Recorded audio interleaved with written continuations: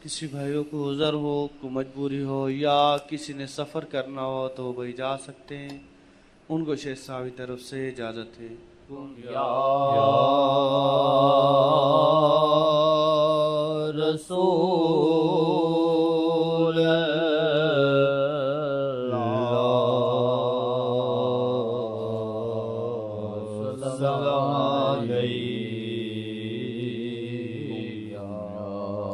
آپ کو سوچیں، ہم لوگوں کو عقل ہے؟ عقل نہیں ہے۔ نبی کریم کہ دنیا مسافر کی طرح ہو، مسافر۔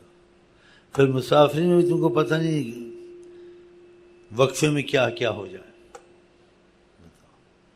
یہ سب کو کہا ہے، نہیں کہ بوڑھے کو، جوان ہو بوڑھا ہو، امیر ہو غریب ہو، بادشاہ ہو وزیر ہو، کسی وقت کچھ ہو سکتا ہے اس کے لیے۔ تو پھر اس جگہ کسی وقت کچھ ہو سکتا ہے اور امان بھی نہیں ہے، تو وہاں سوچنا چاہیے ہم سڑکیں بنائیں گے، ہم مستقبل بنائیں گے، ہم یہ بنائیں گے، ہم پاکستان بنائیں گے، ہم ہندوستان بنائیں گے۔ ہاں، ہم سرمایہ کاری کریں گے۔ وہ نہیں چاہے گا، کر کر کے تھک گئے ہو تم، سرمایہ کاری بھی کر کر کے تھک گئے ہو، باہر کے ملکوں سے دوستیاں بھی کر کر کے تھک گئے ہو، ہاں جی، بہت کچھ کر رہے ہو اور کر رہے ہو، ایڑی چوٹی کا زور لگا رہا، لیکن وہی ہوتا ہے جو منظور خدا ہوتا۔ پھر بھی ہم لوگ نبی کریم کی طرف نہیں آتے، نہیں ابھی کرنا ہے، تو پھر ایمان چھوڑ کے مرنا ہے کہ زیادہ کرنا ہے؟ پھر ایمان ہی چھوڑ کے مرنا ہے نا، جو زیادہ کرنا ہے۔ دیکھو پتہ کرنا کرانا ظاہر ہوتا نہیں، جو وہی ہوتا لکھا ہوتا ہے، اور جتنا کرے لیکن ہوگا وہی جو لکھ چکا ہے۔ یہ تمہارا ایمان بھی ہے، پڑھا بھی ہے کہ جتنا زور لگا اس کو یہ پتہ ہے کہ تقدیر پہلے ہی لکھی جا چکی ہے، ہر چیز کی، کھانے کی، پینے کی، مرنے کی، سکھ کی، دکھ کی، بیماری کی، ہر لکھی چکی ہے۔ اس بظاہر کرنا پڑتا ہے تسلی کے لیے، ہاں، لیکن ہوگا وہی۔ تمہاری قسمت میں نہیں لکھا ہے تم دنیا گھوم کے آ جاؤ بھوکے ہی مرتے آتے ہو،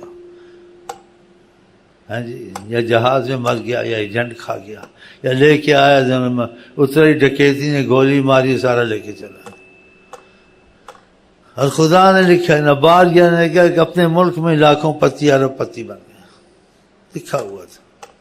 تو ظاہر انسان کرتا ہے، لیکن ساتھ یہ بھی سوچے لکھا ہوا پہلے ہے، لیکن تم پڑھ کے نہیں آئے ہو، تم کو حکم کیا گیا تم ایسے کرو، لیکن تمہارے دل میں کرتا تو ہوں، لیکن ہوگا وہی جو لکھ چکا ہے۔ تو یہ میری محنت بظاہر ہے، اگر خدا کامیاب کر دے اس کی مہربانی، اگر خدا مہربانی کر دے، ہاں جی، اگر لکھا بھی جا چکا ہے وہ لکھا مٹا کے اس میں رحمت بھی ڈال سکتا ہے، یہ بھی تمہارے دل میں ہونا ہے، اور یہ حقیقت ہے، ہر مسلمان مانتا ہے۔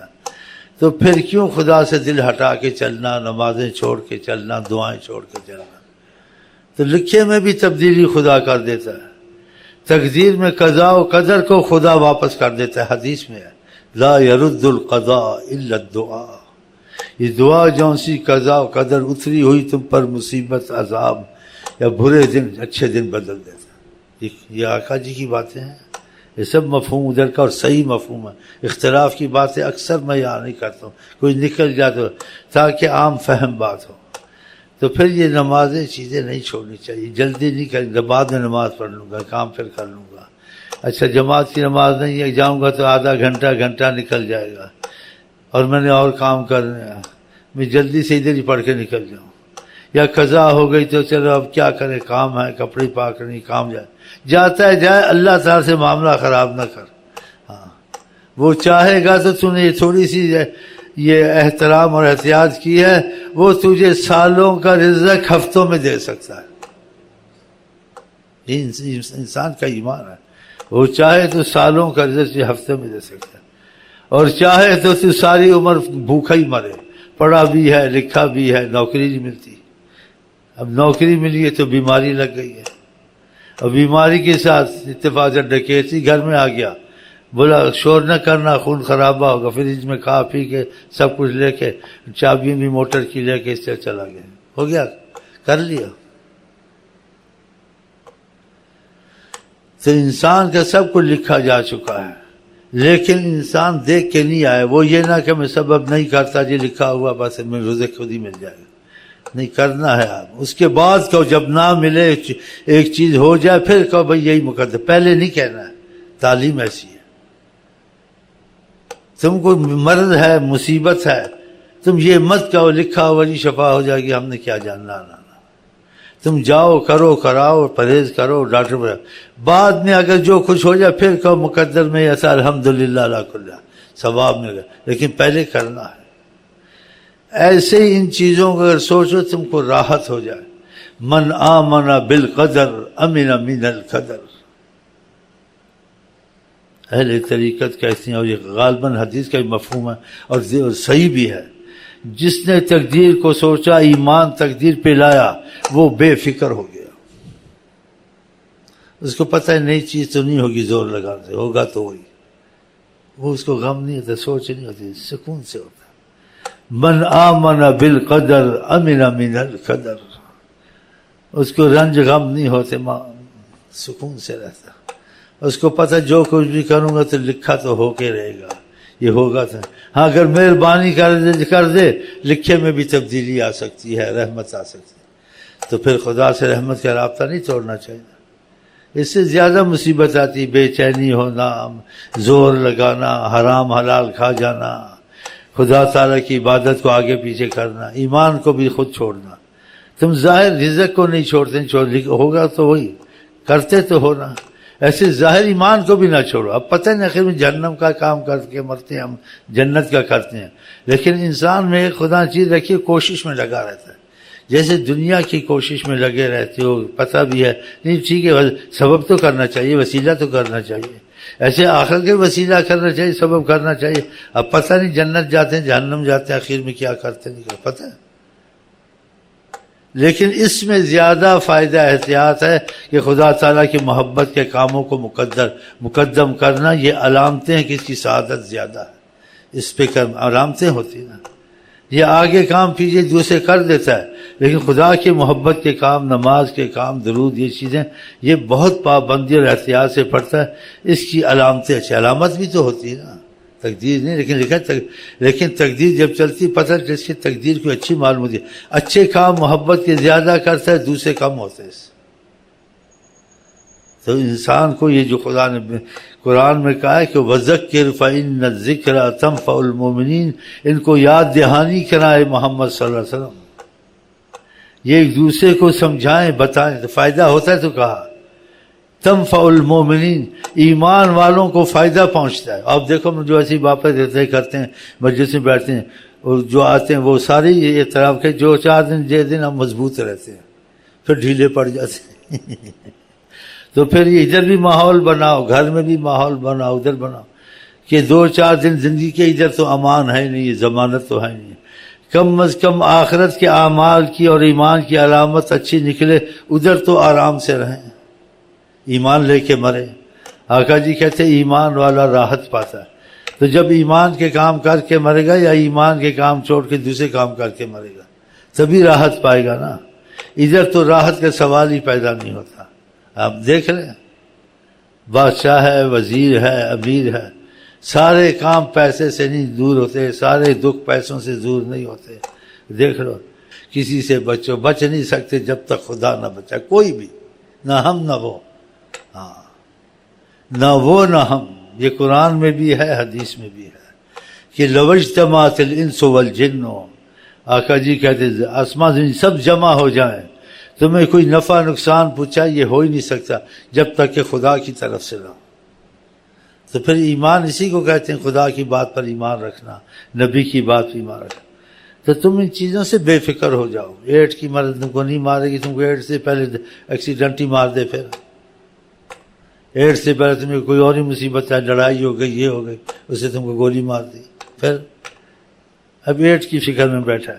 تو وقتی طور سے دیکھ آج کا دن تو سلامت ہے، ایک ٹائم کی روٹی مل گئی ہے اور چلتا پھرتا ہے. کل کا نہ سوچنے سے وہ نہیں ہوگا، جب کل آئے گی دیکھنا. تو عبادت اور طاعت میں لگ. یہ کس نے کہا؟ یہ حضرت محمد مصطفیٰ نے تعلیم دی. من اصبح معافی فی بدنی، جو اٹھا چلتا پھرتا تھا خیریت سے تھا، من اصبح معافی فی بدنہ وعند قوت یومہ، اس دن کا فقط رزق تھا کہ آج کی روٹی پانی سب ہے، کل کا پتہ نہیں۔ آمنا فی سربہ، کوئی ایسی جیسے جھگڑا فساد نہیں تھا۔ تو آگے حدیث کا من سوقی الدنیا الیہا بہر، ساری دنیا اس کے پاس دولت دنیا کی موجود ہے۔ آج کا دن اچھا ہے نا، بس اللہ اللہ کر، سوچنے سے تو ہو تو نہیں جائے گا، سوچنے سے اگر بظاہر سوچو تو دماغ پہ بوجھ پڑے گا، تیرا ہارٹ اٹیک نہ ہو جائے، تیرا بلڈ پریشر لو یا ہائی نہ ہو جائے تو مصیبتیں آ جائیں گی۔ ڈاکٹر لوگ کہتے ہیں دل پہ بوجھ مت رکھو، بس سمجھو کچھ نہیں، ٹھیک ہے، نہ بھی ٹھیک ہے کہتے تم ایسے سمجھو میں ٹھیک، ڈاکٹر ایسے کہتے ہیں۔ تو ہمیں ڈاکٹر کی ضرورت ہے، ہمیں جو تعلیم آقا سے ملتی ہے اس کا 100% یقین اور رحمت ہے، گارنٹی ہے، لیکن ڈاکٹر کی کوئی تعلیم گارنٹی نہیں ہے۔ کہتے ہیں ہاں ہم نے ایک مریض کو تو کیا ٹھیک ہو گیا، پتہ ہے تو کیوں نہیں ٹھیک ہوا، پھر سے جان چھڑانے کے لیے کہتے ہیں جا کسی پیر سے یا کسی عامل سے دم درود کراؤ، ہمارے پاس تو نہیں۔ اور خود حیران ہوتا ہے، مریض دونوں ایک مرض کے تھے، اس کو شفا ہی اس کو نہیں ہوئی۔ یہ اللہ دکھاتا ہے کہ جب تک میں شفا نہ ڈالوں دوا میں شفا نہیں ہے، جب اللہ شفا ڈالے ذرا بہانہ بن جاتا ٹھیک ہو گیا۔ نہیں تو لندن میں بھی گیا، تابوت ہی اس کا آیا، کہتے ہیں لندن میں جا کے بچیں گے، کتنے میں نے دیکھا لندن میں بھی نہیں بچے لے آئے، پھر کہتے ہیں مشینوں میں بچیں گے، ایکسوجین لگائیں گے۔ یار اتنا سوچ کے بچنا تو ویسے بھی نہیں ہے، چاہے ٹھیک بھی ہو جائے، پھر وہی بات ہو، بچنا ہے وہ تو ٹھیک ہو، تو پھر یہ کرو کہ بچے نہ بچے ایمان بچا لے ہم، آگے ہمیشہ کی راحت ہے۔ تو آ کر کے ایک دن کا کھانا پینا چلتے پھرتے ہو، تم کو ساری دنیا مل گئی، کل کا مت سوچو، کل جب آئے گی دیکھنا، اور کوئی ضمانت نہیں وہ چیز ہوگی نہ ہوگی، تو اپنے کو بیکار پریش کرنا۔ اور یہ چیزیں کیسے پیدا، جو سنا ہے یہ آپ میں نہ بھی خود پیدا ہو جائیں گی۔ آپ نے اگر ذکر اذکار نہیں چھوڑے، نمازیں نہیں چھوڑی، اس سے یہ کیفیت پیدا ہوتی ہے، الا بذکر اللہ تطمئن القلوب، کہ ذکر اذکار سے دل میں سکون شروع ہو جاتا ہے، یہ خدا نے بھی کہا ہے۔ اور جس کا دل مر جائے اسے مصیبت ہوتی ہے۔ آقا جی کہتے ذکر کرنے والا مثل زندے کے، نہ کرنے والا مثل مردہ کے۔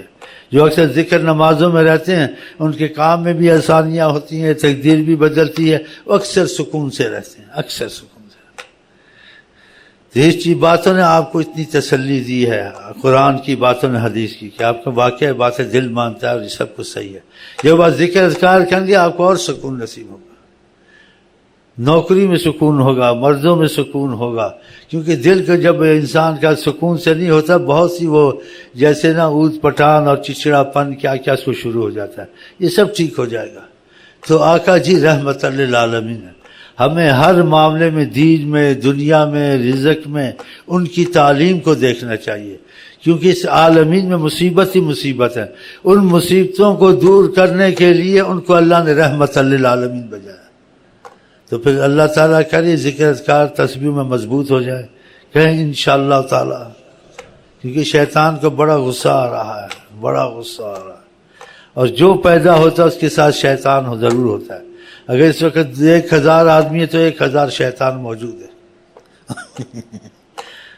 تو یہ چیزیں جو سی اس پر مضبوط ہو جاؤ، تسبیحوں پر، نمازوں پر۔